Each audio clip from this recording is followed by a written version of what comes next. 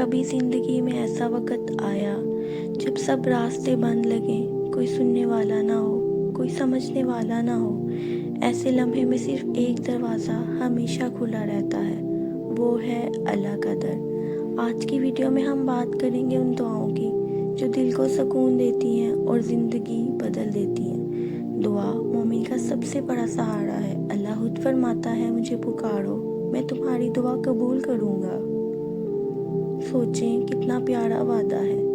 اللہ خود ہمیں بلا رہا ہے کہ مانگو میں دوں گا، لیکن ہم اکثر بھول جاتے ہیں کہ دعا صرف مشکل وقت کے لیے ہی نہیں بلکہ ہر لمحے، ہر حال میں کرنی چاہیے۔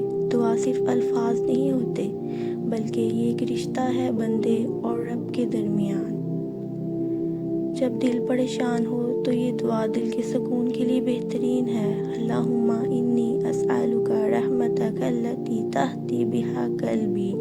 ترجمہ: اے اللہ، میں تیری وہ رحمت مانگتا ہوں جو میرے دل کو ہدایت دے۔ جب آپ یہ دعا پڑھتے ہیں تو اللہ آپ کے دل سے اندھیرا ہٹا دیتا ہے۔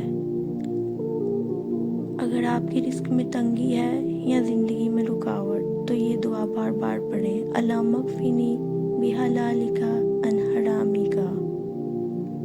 اے اللہ، حلال سے میری کفایت کر دے اور حرام سے بچا لے۔ اللہ جب رزق دیتا ہے تو برکت کے ساتھ دیتا ہے۔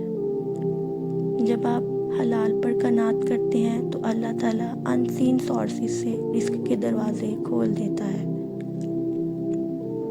جب دل ڈر رہا ہو، خوف ہو یا فکر، تو دل سے کہیں، حسبنا اللہ و نعم الوکیل۔ اللہ ہمارے لیے کافی ہے، وہی بہترین کارساز ہے۔ یہی وہ الفاظ ہیں جو حضرت ابراہیم علیہ السلام نے کہے تھے اور آگ ٹھنڈی ہو گئی تھی۔ اللہ ہر دعا سنتا ہے، بس کبھی فوراً نہیں دیتا، کیونکہ وہ بہتر جانتا ہے کہ دعا ہمیشہ اثر رکھتی ہے، یا قبول ہوتی ہے یا مصیبت ٹال دیتی ہے۔ آج دل سے ایک دعا کریں اور کمنٹ میں اللہم تقبل منا لکھیں تاکہ یہ پیغام دوسروں کے لیے بھی دعا بن جائے۔